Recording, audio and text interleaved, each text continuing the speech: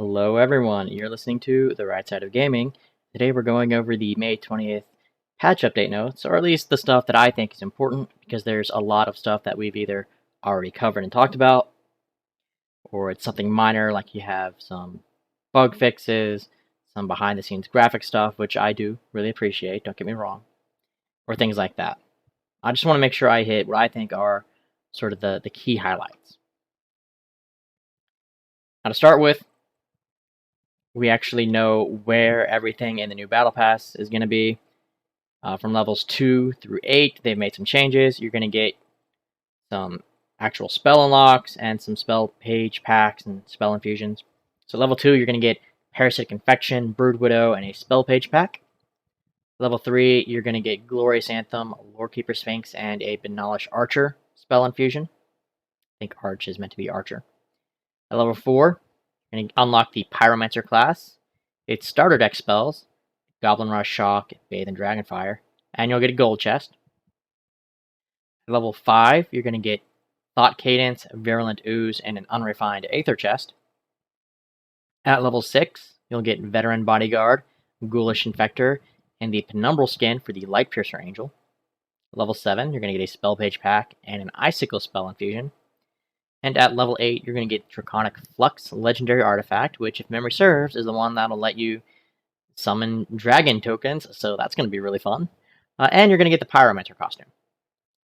Now, if you have already gotten these, Battle Pass levels, if you're already past level 8, which I think a lot of people probably are by now, you're going to get all of these rewards retroactively. You're going to log in, you're automatically going to get the stuff that you don't already have.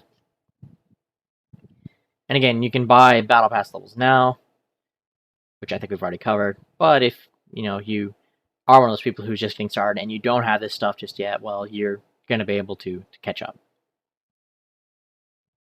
There is an event, but we're going to be going over that a little bit more here later because they actually had an entire article for it.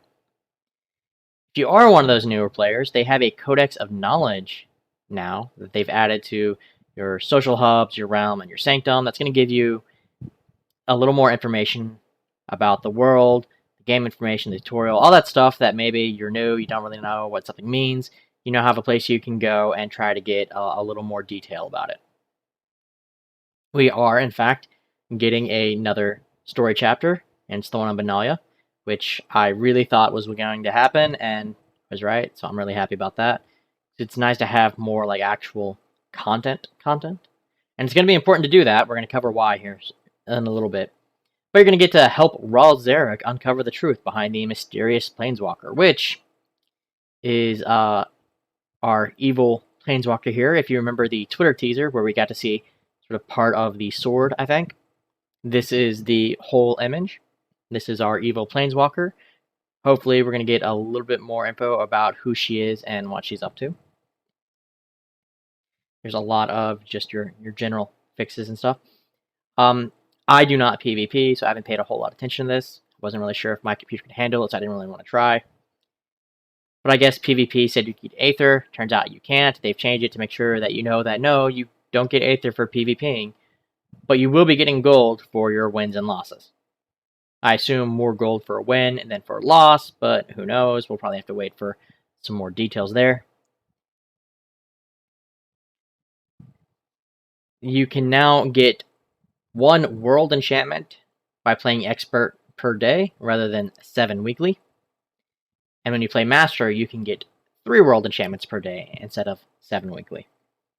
So for expert, you're getting the same amount, but you can't front load it. You'd have to do it every day. Master, again, you can't front load it. You can't get all 7 in a day, but now you can get 21 in a week instead of 7. That might make a difference to some people. We've talked about the Pyromancer's class abilities and where you can get it and how. But we now know that the sort of main passive for them is a sorcery damage bonus, and their sort of secondary passive is a creature damage bonus. So if that affects how you build things, I think a lot of people, with the way it was set up, where it wants to do ongoing damage, you're damage over time, your dots, and take advantage of the sorceries that, again, deal damage to enemies that are under dot effects. It's going to really require you to load up on sorceries. There are, I think, a little bit in the way of creatures that will do damage over time, which is probably why we have the creature damage potency here. It's very much going to be a little bit more sorcery focused, I think. At least a lot of the builds. Now, in your personal realm, they've changed things a little bit. You have those realm repeatable projects where you go in and say once per day or whatever the time load is, you go in and you get your planar mana or your relic fragments or your spell pages. So they changed how those work. Instead of being restricted by timers, they are repeatable and can be completed a set number of times per day, and you can stack up to 3 days worth. So if you log in on Monday and you do your repeatable project for the Mana Vault, and then you log off on until Friday, well, you miss Tuesday, Wednesday, Thursday, and Friday. That's 4 days. When you get back in on Friday, you can do that project 3 times. It stacks up to 3 times. You can do it once per day. So if you miss out on a couple days, you're not completely screwed. You can still go back in and get some of those resources that you essentially have piling up. I also like to point out that planar mana earned from claiming regional reputation rewards no longer counts towards the planar mana weekly caps. So a lot of people were upset about the mana caps. Well, now we have at least one less thing. Your regional reputation daily is no longer going to count towards that. You're also going to be able to get 3 free world enchantments from the Prophetic Quill each day instead of 1. So that's going to be more stuff to sell, most likely.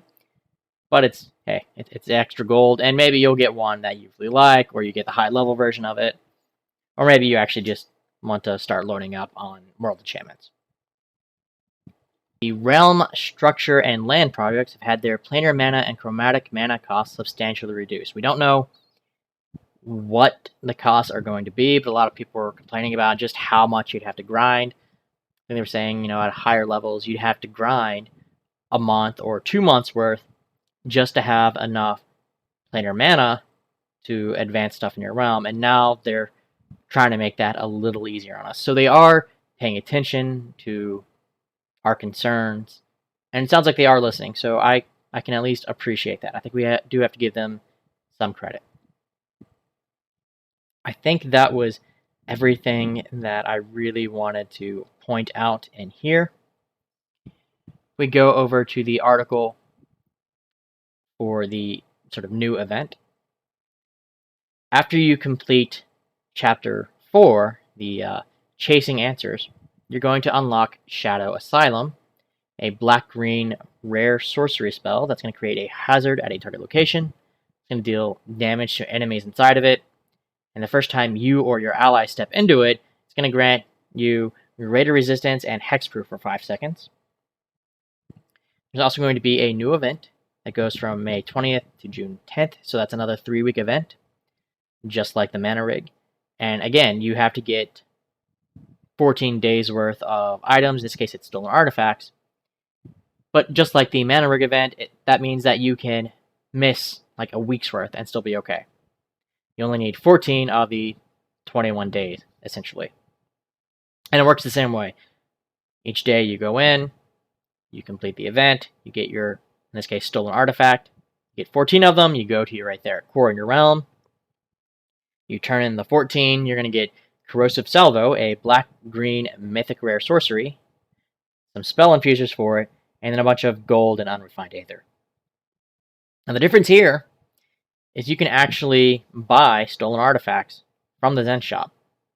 So if you're going to miss more than a week, or if you get a late start, or whatever, you can go in and you can pay 200 Zen for the stolen artifacts. Also works out really well if you're one of the people that just gets impatient and you just want it right off the bat, I guess. But you're going to have a little wiggle room, and I like that they're being really lenient on some of these event rewards so that, it's not like, oh, well, if you miss a single day, you're screwed, like in some other games. Like, no, they're giving you a lot of wiggle room. letting you work a little bit around your schedule. They're giving you an option to, I guess, buy your way into the event. It's a little harder now that Zen prices are so high. Not a lot of people are selling it.